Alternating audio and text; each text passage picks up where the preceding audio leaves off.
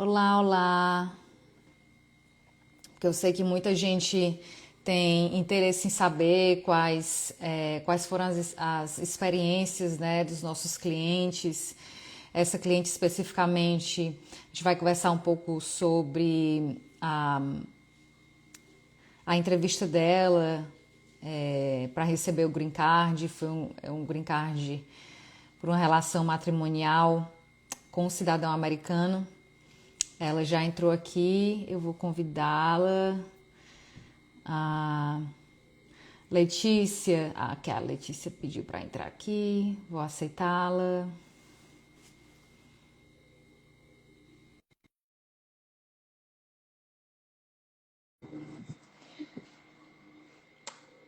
Então, uns segundinhos, agora ela vai entrar, gente. E a gente começa. Oi, Olá, oi Letícia, tudo tu- bem? tudo e com você? Tudo maravilha. Então vamos lá, né? A gente começou bem pontualmente. Vamos ver se acho que mais pessoas vão entrar. Mas o mais interessante é que a gente vai deixar essa live gravada, né? E você Uhum. pode compartilhar com quem tem interesse em saber um pouco sobre sua experiência. E a gente também vai deixar disponível nas nossas redes sociais. Tá bom. Então, né, Letícia, quero começar parabenizando pela aprovação do seu Green Card. Eu acho que só falta alguns dias para o Green Card chegar pelos Correios, não é isso? Ah, Chegou agora hoje, chegou! Olha chegou hoje de só, manhã. tempo ideal, hein, Letícia? Tempo Exato, ideal, chegou perfeito. hoje de manhã. Eu nem acreditei porque ele foi emitido no sábado, se não me engano, um dia antes do aniversário do meu marido. Eu falei assim, nossa, demorou até um pouquinho, né? Porque foi uma semana desde a aprovação até eles produzirem o cartão. E aí hoje de manhã eu recebi uma notificação, foi assim, um pacote pra mim, eu não tô esperando nada. Eu falei assim, eu acho que é o Green Card. E aí eu fui lá, peguei e era. Nossa, eu fiquei muito feliz. Muita Muito feliz emoção, mesmo. né? E, gente, para quem não sabe, a imigração, eles ainda usam o USPS, que é como se fosse o equivalente aos Correios do Brasil. E é um sistema, né? Assim, é um dos, eu diria que o menos confiável de todos os tipos de correio possível. Então, o que Uhum. acontece às vezes é extraviado o cartão, e aí para você conseguir o novo cartão, tem que entrar com o novo formulário, são as novas taxas. Então, graças a Deus chegou tudo certinho nos correios, né, Letícia? Graças a Deus. Agora, agora vai ficar mais fácil para viajar, vai ficar mais fácil para conseguir um emprego. Então, Letícia, fala um pouco assim para a gente. Eu acho que o que muita gente tem dúvida em saber, para quem está entrando agora, gente, a Letícia, ela é nossa cliente, ela confiou no nosso trabalho e ela tem uma plataforma, eu diria que o canal dela no TikTok é bem famoso e a gente perguntou para ela se ela estaria aberta a conversar com a gente, a explicar um pouco da experiência dela, porque como vocês sabem, a gente não pode ficar falando sobre os nossos clientes para outros clientes, a não ser que alguém, né, aprove esse compartilhamento de informação. Então, a Letícia, eu vou falar caridosamente, carinhosamente, ela se dispôs a fazer essa live com a gente, justamente. E agora eu acho que o tempo é ideal, porque a gente está durante o governo Trump, e muitas pessoas têm medo, né, do que ele vem falado na mídia. Inclusive, a gente tem realmente na prática experiência de ter colocado um pouco mais de dificuldades nos processos, mas também tem um lado bom em alguns pontos, que é o que eu vejo acontecendo mais e mais agora, é que os processos eles estão até mais rápidos. Antigamente a gente via processos que demoravam em torno de 14 meses, e tem processo hoje que em 3 meses, 4 meses, 6 meses, o cliente já está com green card. Antes mesmo de sair a permissão de trabalho, às vezes a pessoa já tem o green card. Então, conta um pouco dessa sua experiência, né, Letícia, com relação ao tipo de documento que você teve que conseguir, que você achou um pouco mais difícil, o que é que você até recomendaria as pessoas fazerem antes de começar o processo de green card, no caso da Letícia, é green card por casamento com um cidadão americano, tá, gente? Então, tudo que a gente estiver falando aqui, o que até alguns tipos de violações que não são perdoáveis se você não é casado com cidadão americano e que é perdoável, que são perdoáveis com cidadão americano, por favor, relevem, tá? É somente aqui a gente está falando desse caso específico da Letícia. Tudo que a gente estiver falando aqui não necessariamente vai se aplicar para o seu caso especificamente, então leve essas informações de uma maneira só para você levar, né, em consideração como pode vir a ser o seu caso no futuro. Então, conte um pouco da sua experiência, Letícia. Então, quando eu entrei no país, nos Estados Unidos, de forma legal, eu entrei como au pair, então eu tinha o visto J1. E quando eu me casei, eu ainda estava dentro do au pair. Então, eu acredito que na minha situação, lógico que eu não posso comparar com outras pessoas, conseguir a documentação necessária para aplicar para o processo não foi tão difícil. Até porque antes mesmo de eu conhecer o meu marido, eu já estava pensando em ficar aqui nos Estados Unidos, então eu trouxe algumas documentação do Brasil que se eu não tivesse trazido, aí sim teria sido bem complicado de conseguir, por exemplo, a minha carteira de vacinação, a minha certidão de nascimento.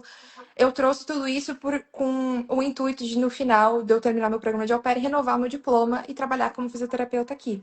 Então, isso foi antes de eu conhecer meu marido.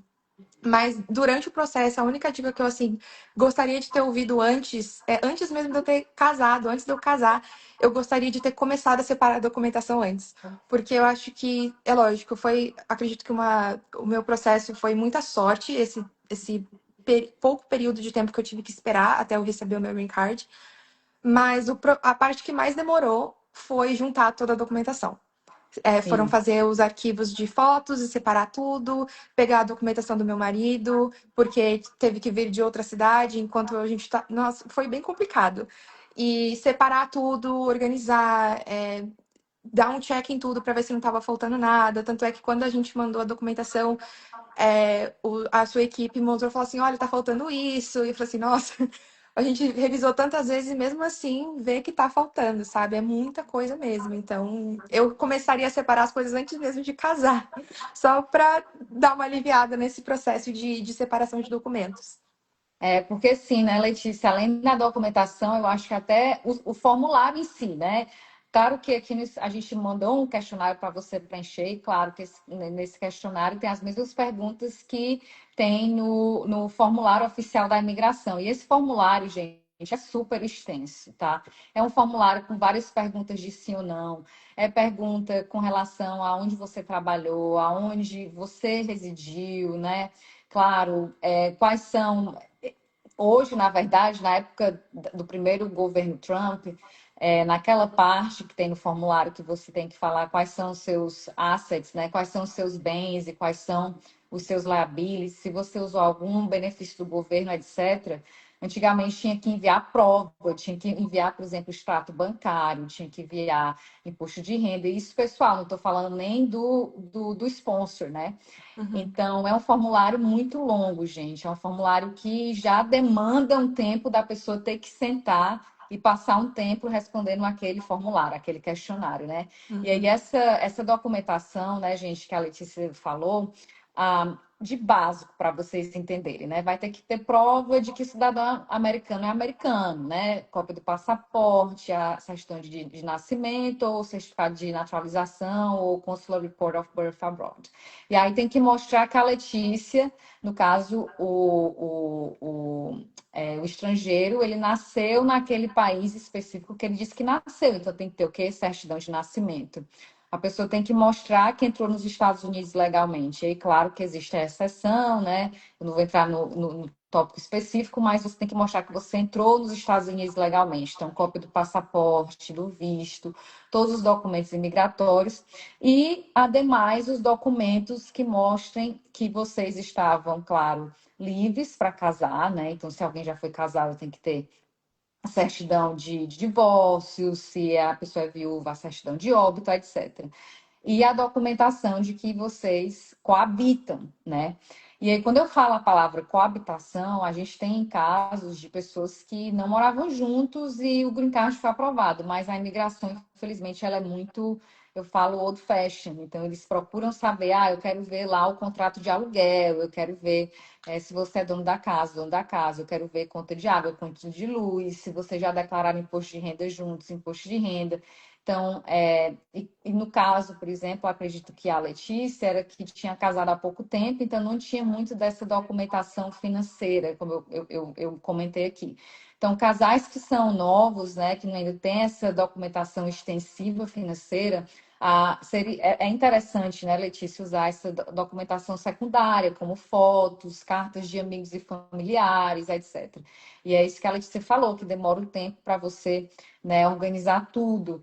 E hoje a gente está passando por um momento que a imigração ela está realmente focada em analisar, investigar quais são os casos que são casos de casamento por fraude, né, onde as pessoas vendem aquele casamento ou se é um casamento real. Então, essa documentação do bona fides foi muito importante, né? Ela é importante Uhum. não só na hora de enviar a documentação, na hora inicial, mas também se for ter que responder um pedido de mais evidências e até na própria entrevista, né, Letícia? Acredito que a gente preparou, né, documentos adicionais, você nos deu, né, a Copa, a gente organizou para você levar no dia da sua entrevista. Conta um pouco para a gente como é que foi a entrevista, assim, os tipos de perguntas que o oficial fez, que você acredita que pode ser um pouco tricky, assim, um pouco que as pessoas, no caso, o casal, eles têm que realmente se preparar para responder. Uhum. Durante a nossa preparação, né, que vocês fizeram com a gente, vocês perguntaram todas as possíveis perguntas que a gente até estava tentando estudar, nós dois juntos, eu e meu marido, para ver se realmente a gente ia lembrar de todas as respostas, né? Inclusive, meu marido não lembrava, eu ficava até com medo do oficial perguntar algumas coisas que eu ficava tipo assim, ai meu Deus, ele não sabe responder isso daí, não.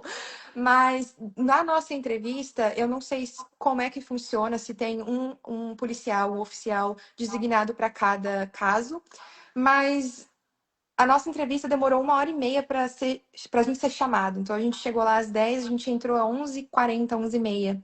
E aí o oficial pediu desculpa e ele disse que tinha outra pessoa, outro oficial designado para o nosso caso.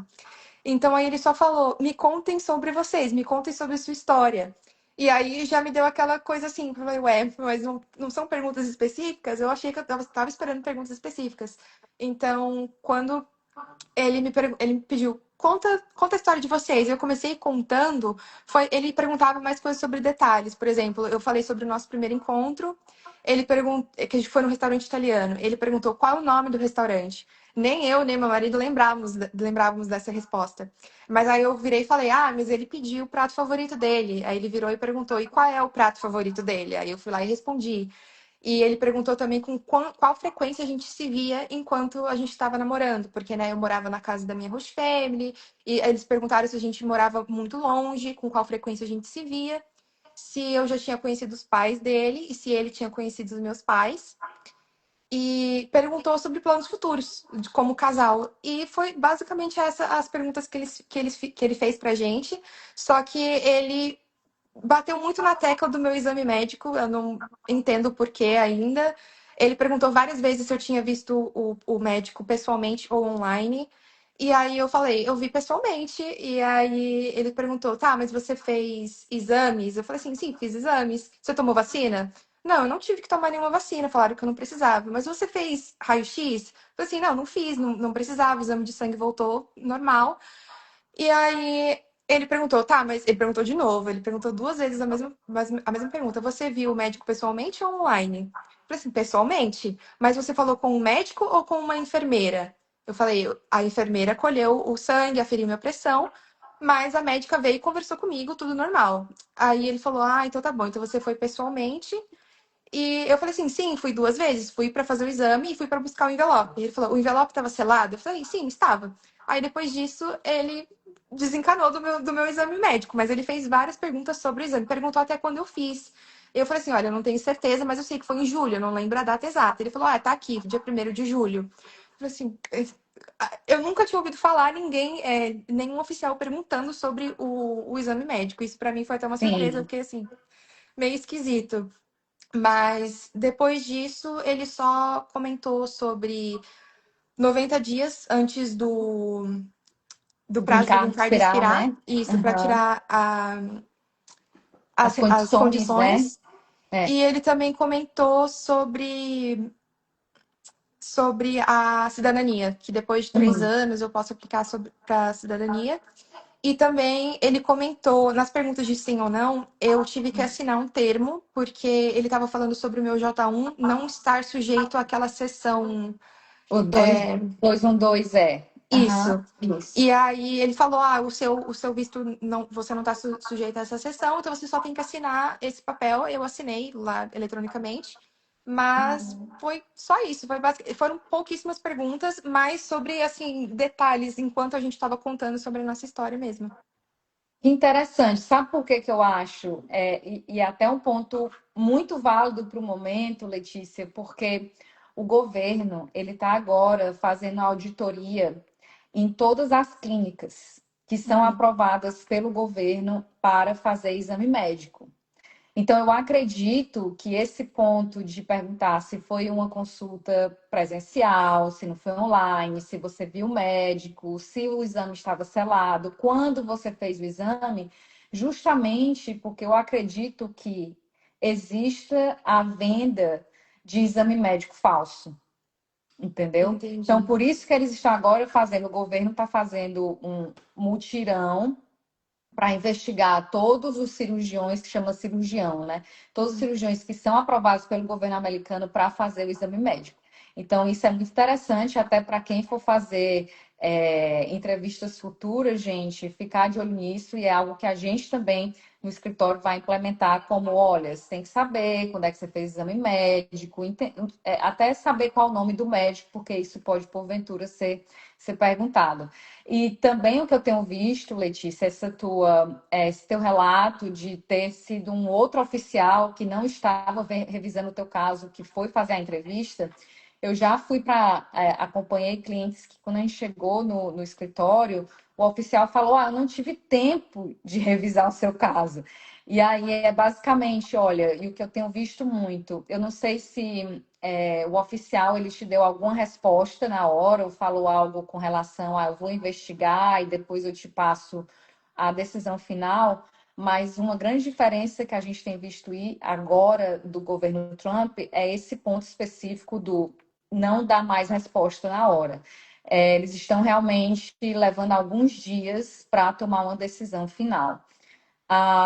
O que eu vejo e o que eu acho que é uma boa indicação é que eles falam assim: eu não preciso mais de nada para revisar o caso pelo momento.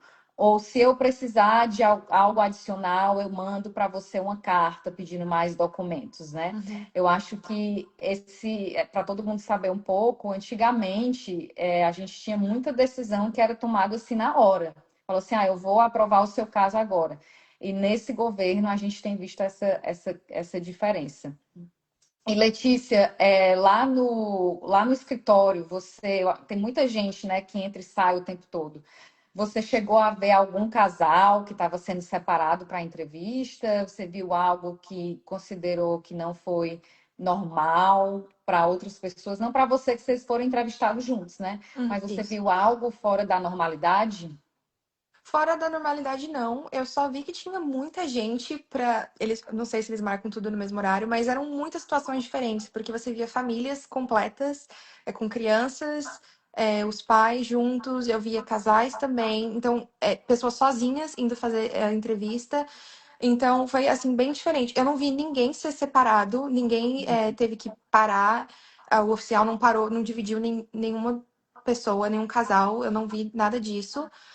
Mas nada de anormal, assim. Só tinha muita gente de verdade, muitos casos diferentes que você olhava e falava assim, nossa, realmente são muitos casos diferentes. Muita gente, né, fazendo cidadania, e eu acho que o que agora você vê os escritórios até mais cheios é porque não só eles estão entrevistando quem faz o green card por casamento, mas também quem faz o green card por oferta de emprego, né? Uhum. E Letícia, eu entendo que o seu caso foi particular, porque o oficial ele meio que pediu para você, em outras palavras, vomitar, né, sobre a relação de vocês, não teve pergunta específica, mas o oficial ele fez todas aquelas perguntas de sim ou não que tinham no formulário? Fez todas as Fez, né? perguntas.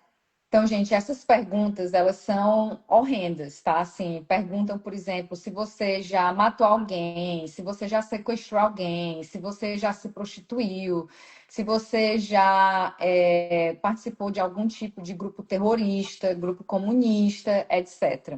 Uma das grandes mudanças que vai acontecer e está sendo para ser implementada é que no formulário agora vai ser um formulário como para quem pega o visto fora dos Estados Unidos, que você tem que colocar todos os seus social media identifiers, por exemplo, qual é a sua conta do TikTok, qual é a sua conta do Instagram, etc.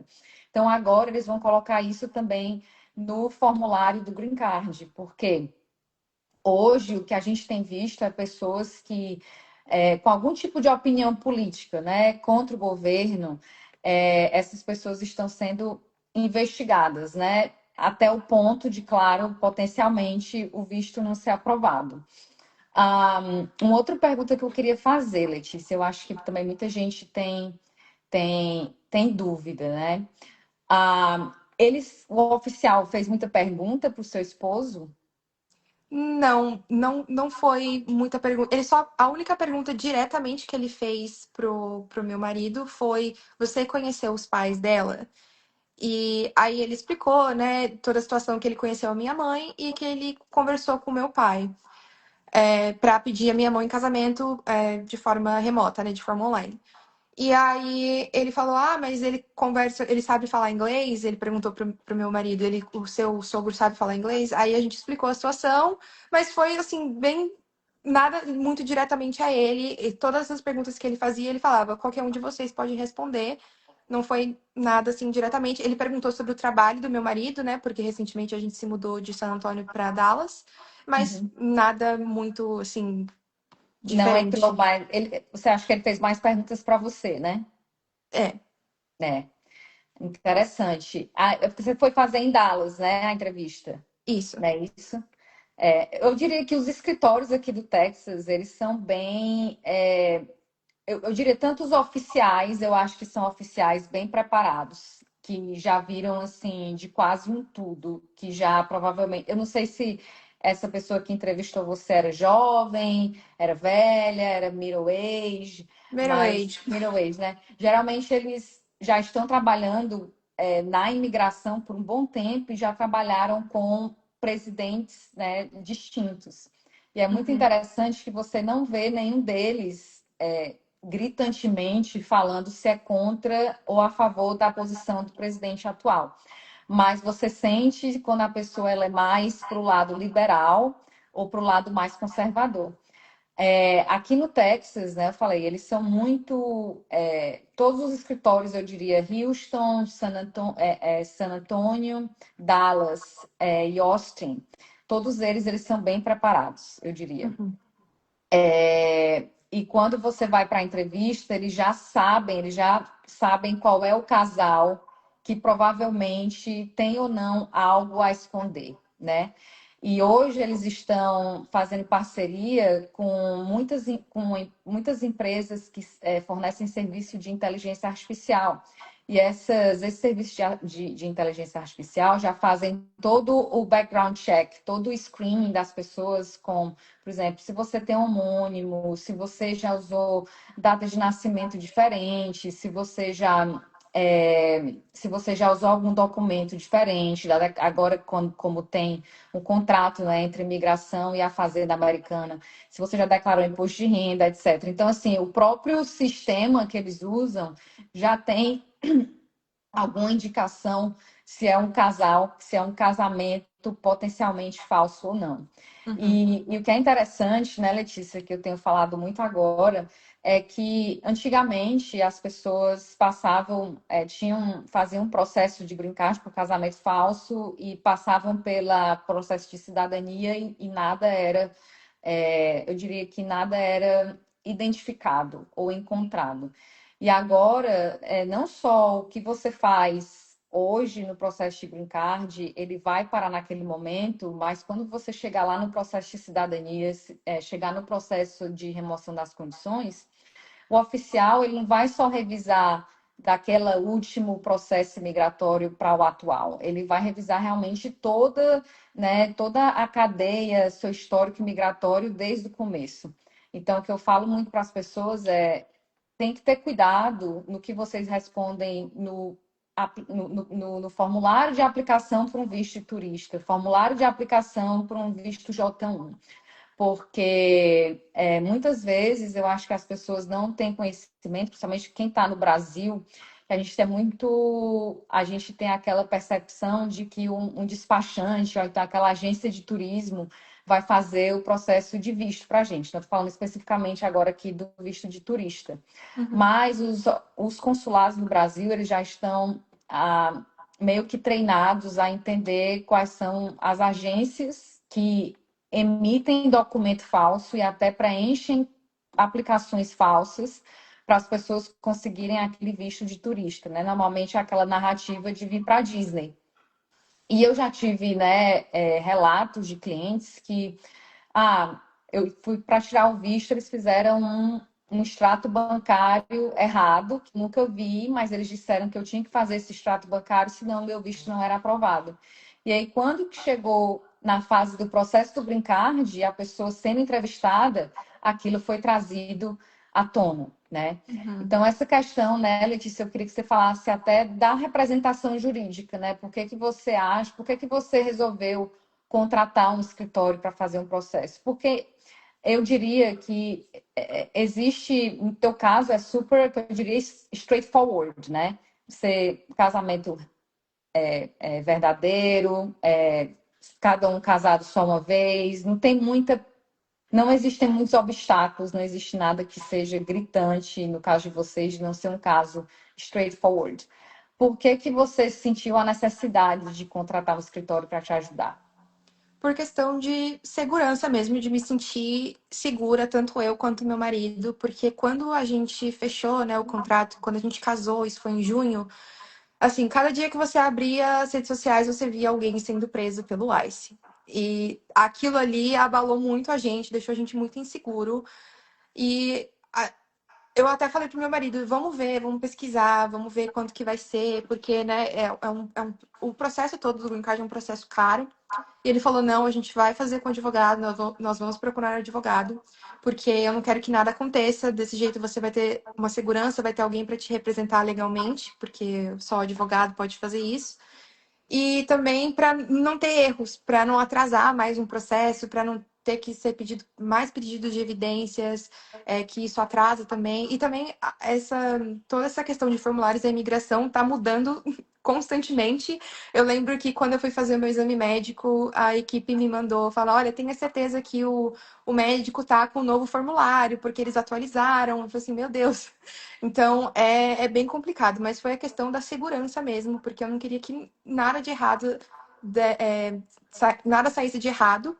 Uhum. E para que eu tivesse a segurança. E também, tanto quando vocês enviaram o meu processo, eu recebi a carta assinada por você de representação e, e pediram para que eu andasse com essa carta, foi assim até uma sensação de alívio, porque desde o momento em que eu perdi o meu status de J1, né, do au pair, até receber essa carta, até entrar com o processo, era aquela coisa, nossa, será que eu posso sair na rua? O que eu vou fazer? É uma sensação de medo mesmo, de impotência, de liberdade nenhuma. Eu já não tinha uma liberdade para sair do país, né? Visitar minha família, visitar o Brasil, por conta do status, só ter um status e não ter o meu visto mais, né? E Sim. aí agora, e depois dessa situação toda, que eu tava até com medo de sair de casa, por conta do, do problema, né, com o ICE. E então foi uma questão de segurança mesmo, de me sentir segura para que eu não surtasse, literalmente, porque é um processo bem complicado. E você tem visto lá no Brasil ainda muitas pessoas interessadas em vir para os Estados Unidos como au pair, Letícia? Sim, muitas, Muitas pessoas ainda muitas. vindo. Então ninguém está amedrontado por conta do Trump, né? As pessoas estão ainda atrás dos sonhos, né? Não, sim, com certeza. Ainda mais porque quando você é au pair, você tá aqui legalmente, você não tem muito o que sentir medo, porque você tá aqui, você tem uma agência que é o seu sponsor, você tem um visto, mora numa casa de uma host family, então ali você tem várias seguranças, é como se você tivesse vários portões até estar lá fora. Então, é uma segurança a mais você vir aqui como au pair, não é igual uma pessoa que vai vir, né, pegar um Uhum. visto de turista e ficar aqui. É bem diferente. Mas eu vejo muitas meninas ainda querendo ser au pair, muitas mesmo. Muito legal. Eu acho que até foi interessante, Letícia, quando você fez o relato, né, da sua experiência no teu canal. Eu acho que um dos pontos que muitas pessoas gostaram foi o fato de saber que a gente oferece um plano de pagamento, né? E aqui, quando vocês, se vocês entrarem em contato com a gente manda uma cotação. E essa questão de como vocês pagam os honorários, a gente realmente oferece esse plano de pagamento, é interessante para todo mundo saber. De novo, é um processo caro, até porque as taxas da imigração, elas são caras. Antigamente, você dava entrada no Green Card, você já ganhava o Combo Card, né, o EAD e o Parole meio que de graça, né? Os custos já estavam embutidos no custo do Green Card. E agora não mais, né? Agora você tem que pagar um formulário, taxas diferentes, então isso encarece o processo. Tem o custo do exame médico, né? Que em muitos lugares eles não aceitam o plano de saúde, por exemplo, para você fazer o exame ou para você até coletar, né, fazer pagar pelas vacinas, pelos testes, etc. Então, realmente encarece. E aí, claro, o pagamento do advogado encarece mais ainda. E aí eu acho que o benefício disso, de saber a questão do pagamento do advogado, é essa questão da parcela. Eu diria que é um valor que você paga, né, Letícia, para te dar meio que um peace of mind, né, para você realmente deitar a cabeça e saber, tem alguém que está ali me dizendo o que é que eu tenho que fazer a cada etapa, mesmo sendo um caso que é straightforward. Teve uma pergunta aqui da Dudinha. Ela perguntou se é mais difícil conseguir o green card se o casal não tem muitas fotos do início do relacionamento. Como é que foi a questão das fotos para você, Letícia? Durante a entrevista, ele ficou olhando as fotos que você já tinha submetido, olhou as fotos novas, como é que foi? Quando a gente entrou, né, para a entrevista, ele perguntou, depois do juramento, ele perguntou se a gente tinha novas evidências, né, com o pacote que a sua equipe mandou. E aí eu falei, eu tenho, e aí eu dei os extratos, né, bancários, que a gente tem um cartão em conjunto. Então eu dei esses extratos e dei as fotos. Ele só folheou as fotos e disse que ia anexar tudo que eu trouxe. Ele escaneou na impressora e adicionou. Ele olhou assim, ele tinha mais 3 cartas de familiares e amigos que, né, falando sobre o nosso relacionamento. Ele leu e depois Uhum. ele só escaneou e colocou no sistema. Ele não ficou muito tempo olhando as fotos, não. Não perguntou ninguém assim sobre quem eram aquelas pessoas. Mas foi Uhum. só isso. Mas eu levei tudo, eu levei muita coisa do dia da entrevista. Você não sabe, né, Letícia, que vai ser perguntado. É bom você ter ali todas as provas para você se referir, né, caso seja Uhum. perguntado. Mas, Dudinha, assim, o que é que a imigração, como a gente falou, é a questão foto e carta de familiares e conhecidos, elas são provas secundárias, né, que se chama. Por quê? Por que que é considerado secundário? Porque se eu tiver um amigo, eu estiver casando e eu estiver pagando por esse amigo para fazer o meu green card, eu posso ir tirar foto facilmente, né? Eu posso pedir para um amigo do amigo escrever uma carta dizendo que a gente é um casal. Então, nem sempre a imigração ela confia nessas evidências piamente. O que eles acreditam piamente é, se vocês têm filhos juntos, tem um contrato de aluguel juntos, tem uma conta bancária. E assim, gente, a conta bancária não é uma conta que não tem movimentação, ou uma conta que tem lá o dinheiro parado. Tem que ter movimentação na conta, fazer pagamento de cartão de crédito, né? Os custos que você tem para manter a casa.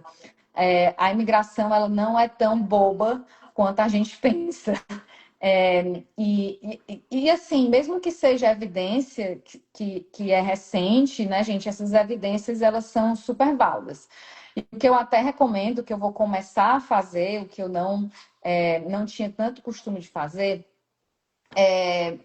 recomendar que essas cartas elas não sejam cartas simples, mas que sejam cartas que a pessoa assina sob pena de perjúrio e notarizada, porque eu acho que isso pode ser um novo trend da imigração e falar, se essa carta não foi notarizada ou não é assinada sob pena de perjúrio, ela não tem validade nenhuma, né? Claro que vai adicionar uma etapa extra para quem for pedir a carta, mas eu acho que é mais seguro dessa maneira. Tá a ser discutido, né, Letícia? É, E aí foi essa pergunta que a Maria fez, né? A autenticação, Maria, é esse ponto que eu falei da notarização. Por enquanto, né, como é, por exemplo, a experiência da Letícia, foram cartas simples, né? E que a imigração aceitou, né? Ou se não aceitou, não falou também, mas que teoricamente aceitou. Antigamente, até eles pediam cópia de identificação das pessoas que escreviam as cartas, né? Então, a gente não sabe. Por enquanto, carta normal é aceita, mas eu acho que uma prática aqui do escritório que talvez eu tenha pensado em fazer é notarizar essas cartas, né? E dar a opção para o cliente, no caso, de querer notarizar ou não. O que mais você tem para a Bia? Não, a Adriele, é o nome dela. Ela perguntou aqui, Letícia, como fica a questão se você sai do au pair antes de finalizar o processo? Eu acho que eu não sei qual é o viés dessa pergunta. Eu vou responder aqui do viés imigratório, Letícia, e você pode responder do seu viés pessoal. Mas, Adriele, quando você dá entrada no processo do 485, né, do Green Card, você fica sob um período de estadia autorizada. O que quer dizer isso? Que você não está acumulando tempo de legalidade. Como você entrou com J1, né, e você tem o seu I-94, ele é válido pelo aquele DS, né, Duration of Status, teoricamente você não está acumulando unlawful presence, tempo de legalidade, mesmo que você pare o programa de au pair, por exemplo, né? Mas a gente está falando de governo Trump. Então, todo cuidado é pouco, não é verdade? Então, o que a gente tem visto é pessoas que estão sem status, e eu estou falando de pessoas que com o I-94 expirado, tá? Mesmo com o processo do Green Card pendente, né, a gente vê na mídia, não vi nenhum caso prático ainda. A gente vê na mídia as pessoas sendo presas, né, e levadas para processo de deportação. No caso do au pair, existe aí essa defesa que a pessoa ela não está acumulando tempo de legalidade, você pode estar violando o seu status, né, porque, enfim, o au pair já expirou, né? O DS 2019, ou então você não está mais trabalhando para a host family, e o governo interpretar isso e querer realmente deportar você pela violação de status, mesmo com o processo de green card pendente. Já vi isso acontecer na prática? Não. Mas, de novo, todo cuidado é pouco durante esse governo.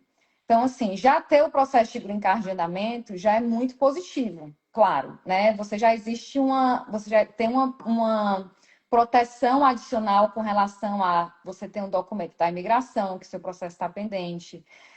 Aqui no Texas, você consegue, por exemplo, renovar a sua carteira de motorista. Em alguns offices, alguns deles vão pedir para você mostrar o Employment Authorization Document, tá? Que é o EAD. Mas outros ele aceitam só a cartinha do 485. Vai depender do dia. Mas assim, ele vai te dar uma proteção extra. O ideal, claro, sempre você, no caso, a Letícia, ela estava com o au pair, deu entrada no processo do Green Card, enquanto o au pair, né, ainda estava válido. Isso é recomendado, porque aí você, mesmo que tenha esse gap, né, entre a expiração do teu programa do au pair e a emissão do Green Card, você já deu entrada no processo enquanto o J1 estava teoricamente ainda válido, né? Qual a sua é, experiência, Letícia? o meu au pair terminou tecnicamente no dia 28 de agosto. e o processo foi recebido pela USCIS no dia 27 de agosto. Então, foi assim, o timing perfeito, porque eu ainda, eu ouvi de muitas pessoas ainda dizendo que por mais que o processo tenha sido aceito por eles, recebido por eles, que você ainda está fora de status. Eu não sei como é o termo correto, se realmente, se eles receberam, você está com o processo em andamento, você tá ok, ou se você não tem status nenhum. Mas o meu status de au pair foi válido até o dia 27, tanto que no dia 28, que era o meu último dia, eu acordei com um e-mail do governo dizendo que a minha SEVES foi cancelada, que eu não tinha mais. Então, foi assim, um time perfeito mesmo. Eu terminei o au pair e o processo foi recebido pela USCIS. Eu acho que eu vou tentar resumir assim, de uma maneira mais leiga possível, porque assim, tecnicamente as nomenclaturas são muito estranhas. Mas quando eu falo de você estar acumulando presença ilegal, quer dizer que no momento que você sai do país, né, e você tem acumulado mais do que 6 meses de legalidade. Aí você tem aquela penalidade de não poder voltar por 3 anos. Então, quando eu falo de acumular tempo de legalidade, é isso, né? Como você tem esse DS, por policy, né, por política imigratória, você não estaria acumulando esse tempo de legalidade até ter uma determinação judicial ou do próprio USCIS que você está acumulando tempo de legalidade. Isso é uma coisa. A outra coisa que a gente está falando aqui é que se, enquanto você está com processo pendente, se existe alguma proteção jurídica, né? Se você está legalmente no país. Então, a resposta é, no momento que o CIVES, né, ele é cancelado, você já está violando o teu status, porque você não é para estar no país com o J1, não é isso? Uhum. E você está, a qualquer momento, suscetível a ser presa, né, e o processo de deportação ser começado contra você. Isso é um ponto. Só que no momento que, quando você dá entrada no processo do Green Card, você não recebe um status. Você só está ali nesse tempo que eles chamam de tempo de estadia autorizada, no sentido de não estar acumulando tempo de legalidade, mas tecnicamente falando, você não tem status. Uhum. Resumo. Vai acontecer, o que acontece muitas vezes é se o governo para você e você mostra que tem um processo em andamento, etc., muito difícil eles quererem começar um processo de deportação, porque, enfim, vai gastar dinheiro público, né? E muitas vezes isso não vai ser requerido, etc. Então, eles podem até colocar algum tipo de comentário no seu perfil, mas não necessariamente de querer deportar você. Mas poder fazer, pode. Porque uma vez que o caso ele é transferido para um juiz imigratório, o USCIS ele fica sem jurisdição para resolver o green card. Ou esse juiz de imigração ele vai ter que fechar o caso para o USCIS ter jurisdição novamente, ou você fazer o processo do green card direto com o juiz imigratório.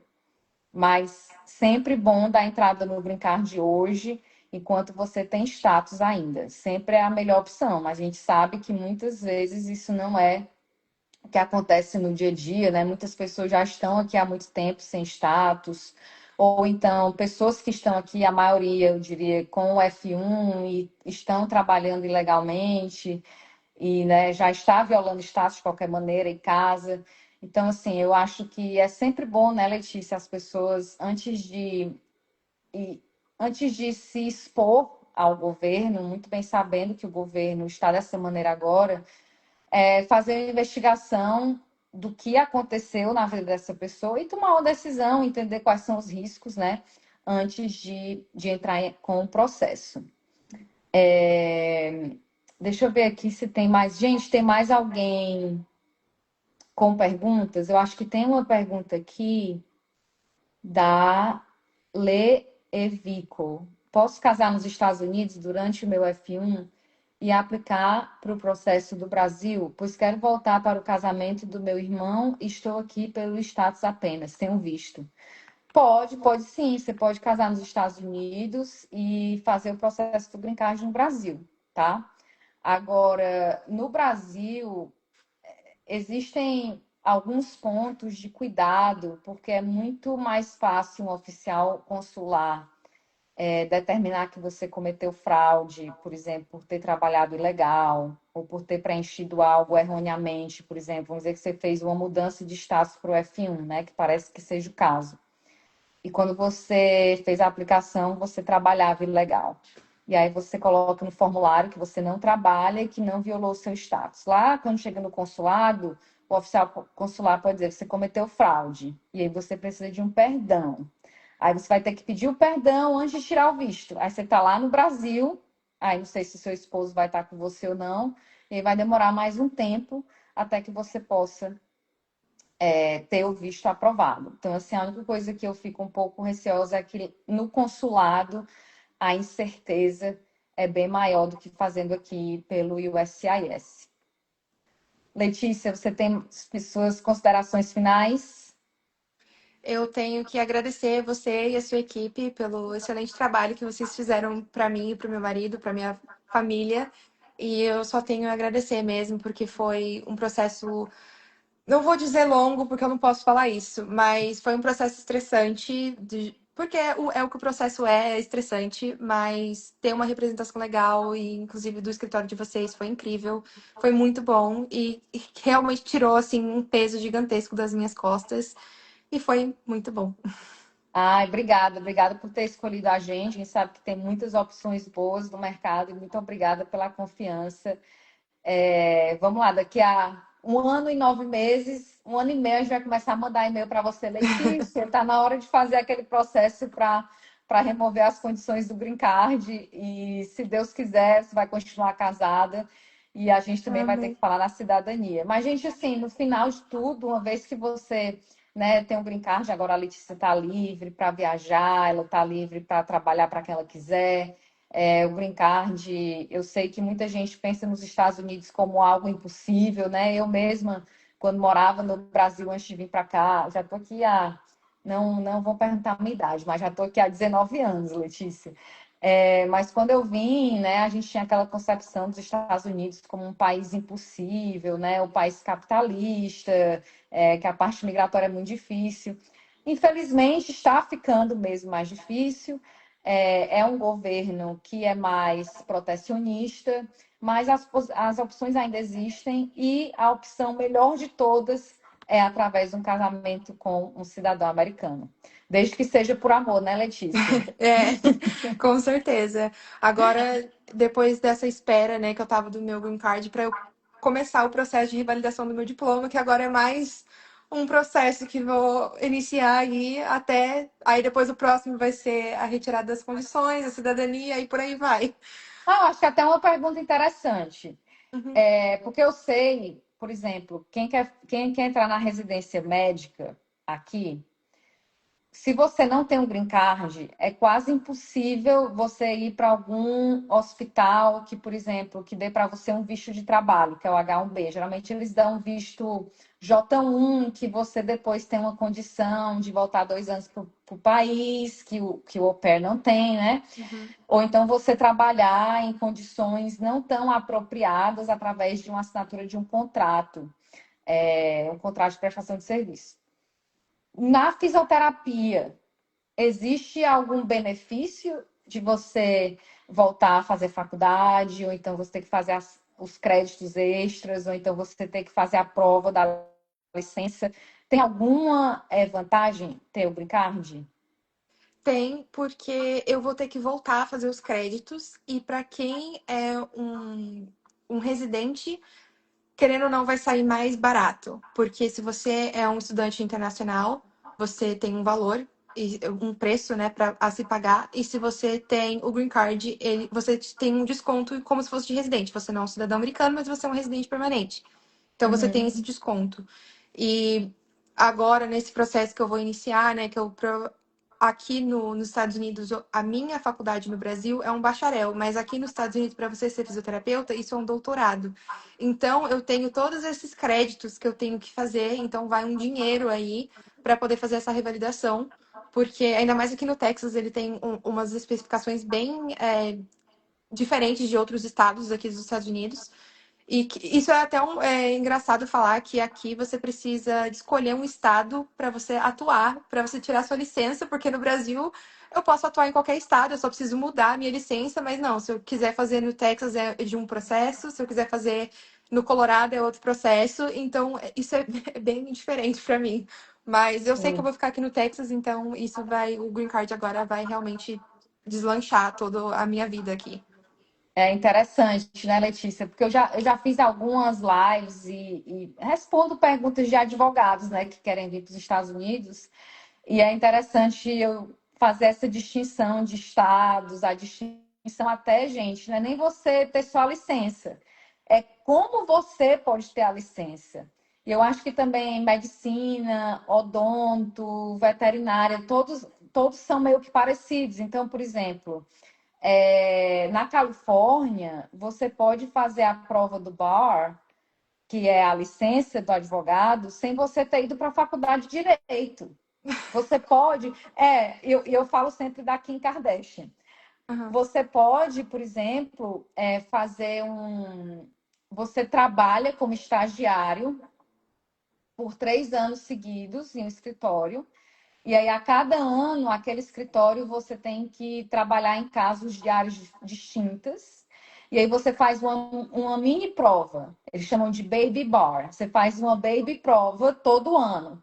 E Uhum. aí, no final do terceiro ano, você tem que fazer a prova oficial para tirar a sua licença. Ela não passou ainda, ela vive falando disso, que não passou.